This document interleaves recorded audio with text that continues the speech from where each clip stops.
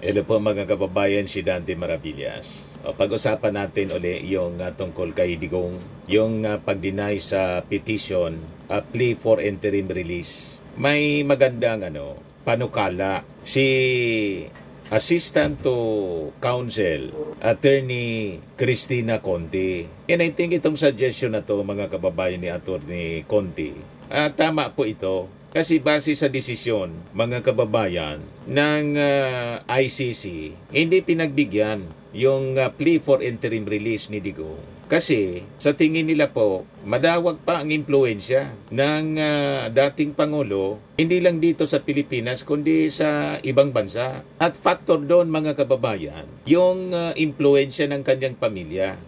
Kasi yung kanyang pamilya, si Sara Duterte, Vice Presidente, si Pulong, Mayor, Congressman, si Baste, Mayor, anak ni Pulong, Councilor. Di ba po? So malawak ang impluensya. Kaya sabi ni Attorney Conti, kung magre-resign si Sara Duterte bilang Vice Presidente, na imposible man pong gagawin po ni Sara, hindi na nga po makontento sa pagiging Vice Presidente. Gusto nang to make over na Pangulo. Hindi makapaghintay po ng 2028. Gusto nang atat na po. Kaya malabo itong sinasabi ni Attorney Conti. Pero tama siya. Kung totoong mahal ni Sara ang kanyang tatay at ng buong pamilya niya, mahal yung mga anak niya, mahal ang kanilang tatay, yun ang pinakamaganda po na dapat gawin nila. Gusto nilang pagbigyan ng ICC yung interim release, lahat sila mag-resign para mawala po yung impluensya. Yan sabi ni Attorney Cristina Conti, pag re-resign ni BP Sara, makakatulong sa pagpapauwi kay PRRD ayon kay Conti, sabi dito sa balita. Nagbigay ng bagong anggulo sa usapin ng interim release ni dating Pangulong Rodrigo Duterte si ICC Assistant to Counsel Attorney Cristina Conti matapos niyang sabihin na ang pagbibitiw ni BP Sara sa pwesto ay maaring makatulong sa muling pagsusuri ng ICC. Sa kanyang pahayag, binigyang diin ni Conti na ang patuloy na kapangyarihan at impluensya ng pamilya Duterte sa gobyerno ay isa sa mga dahilan kung bakit ibinasura ng ICC Appeals Chamber ang kahilingan ng dating Pangulo na pansamantalang palayain. Anya kung mawawala ang kanilang impluensya politikal. Mari nitong maibsan ang pangamba ng ICC sa posibleng panghimasok sa proseso. Kapag nag-resign si BP Sara Duterte at lahat ng mga Duterte in power, then maybe pwede na nilang sabihin na wala na kaming kapangyarihan. Correct mga kababayan. Kaya dito natin masusukat ang totoong pagmamahal, kung totoong mahal nila yung kanilang tatay. Gusto nila talagang makauwi dito sa Pilipinas, lahat sila mag-resign. Si Sara bilang Vice Presidente, si Pulong bilang Congressman, si Baste bilang Mayor, at yung anak ni Pulong bilang City Councilor ng Davao. Dapat mawala sila sa kapangyarihan lahat. Ayan na ninyo si Bongo at saka si Bato kasi susunod na.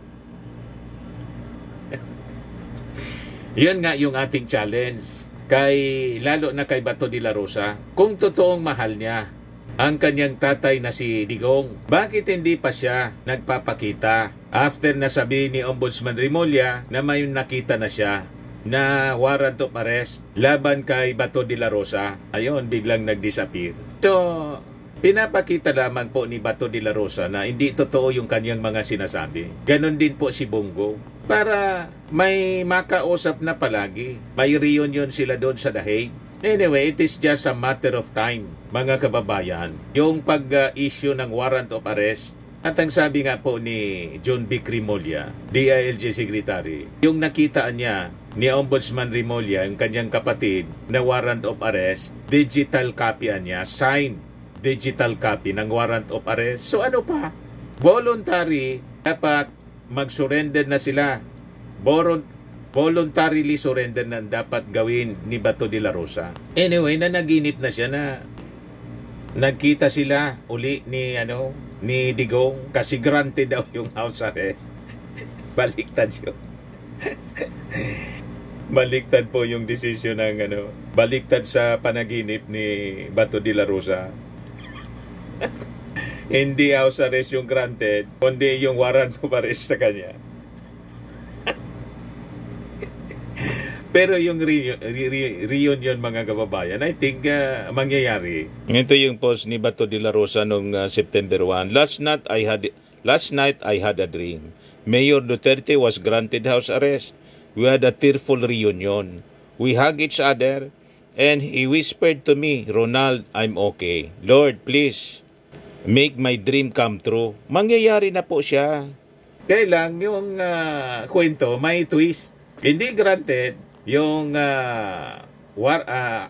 yung house arrest, ang granted po yung warrant of arrest. Yung warrant of arrest po ninyo, yun ang nagkatotoo.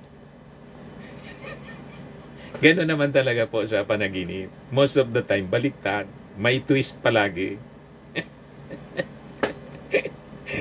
O, di ba po? But anyway, balikan natin yung sabi ni Atty. Cristina Conti. Yun ang pinakang maganda. At siguro hindi na dapat tumakbo si Sara Duterte sa pagkapangulo. Lalo kasing hindi pagbibigyan pag siya yung presidente na. Dito masusukat ang talagang totoong pagmamahal kung kaya nilang isakripisyo yung kanilang political ambition para lang mapagbigyan ang petition for interim release ni Digong. Kaya lang, lahat man lang po sila kwento. Hindi man totoo yung mga sinasabi nilang mahal na mahal nila si Digong. Kasi kung totoong mahal na mahal ni Bato de la Rosa, yun ang gagawin niya po. Mag-voluntary surrender na siya. So, pakinggan natin mga kababayan yung sinabi ni Atty. Conti kasi susunod na daw si Bato de la Rosa. Ayan o. Ito pa. Ano magiging effect nito sa 2028? Hindi na. Effect sa 2028? Mandali lang. Ano magiging effect nito sa 2028? Hindi na. Effect sa 2028 because Sara Duterte is running and Sara Duterte is the daughter of this gentleman arrested, and taking into consideration that two other possible co-perpetrators of Duterte could be arrested,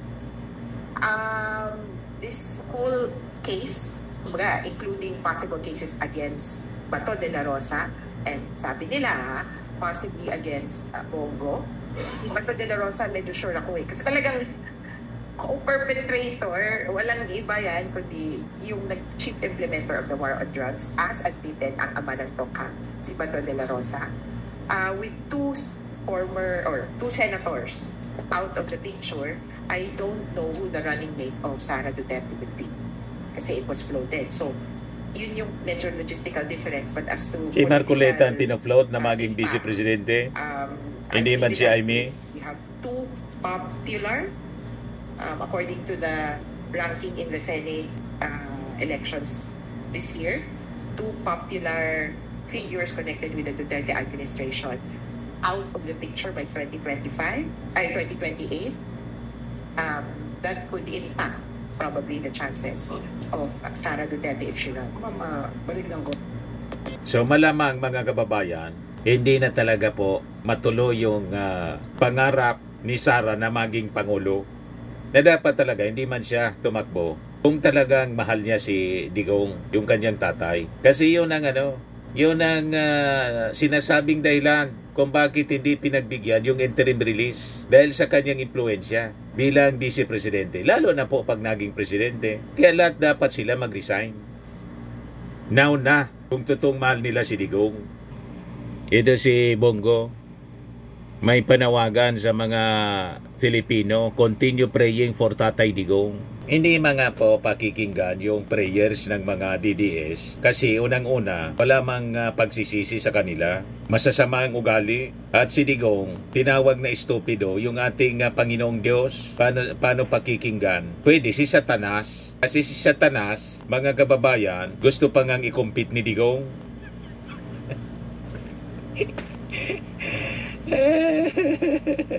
O ngayon si Panelo, dumaldal. Sabi ni Panelo, Duterte's ICC Council fell short anya on jurisdiction arguments, left out Filipino lawyers. Di mag-apply ka bilang abogado niya, no? Ni Digong kung gusto mo. Kaya lang, hindi ka man kinuha ni Sara. Walang tiwala sa inyo ni Roque. Di ba? So sabi ni Panelo, may nakita siyang problema with the pleading down ng defense na pinangunahan ni Kaufman because it could have included additional arguments to strengthen the case. He said Duterte's camp limited its argument to the fact that the preliminary investigation of the case began 2 years after the Philippines' withdrawal from the Rome Statute. Panelo said his unsolicited advice was that the defense should have contended that the Rome Statute never took effect in the Philippines because it did not meet the constitutional requirement of publication.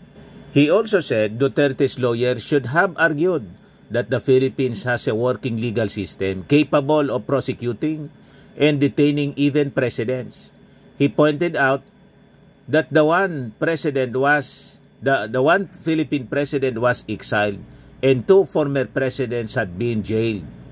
Because of this, he believes the ICC should not have taken jurisdiction over Duterte's case. Only on that basis alone, wala nang jurisdiction. Kaya dapat, kako, sinama niya yun. Palitan mo na si Kaufman. Kausapin mo si Sara. Yun ang pwede mong gawin at hindi mo gawin. Wala mang tiwala sa inyo si Sara. May tiwala kay Kaufman. Si Kaufman masaya kasi sabi 150 million a month yung sweldo. O diba? Tapos dumaldal si Harry Roque. Ito, pakinggan natin.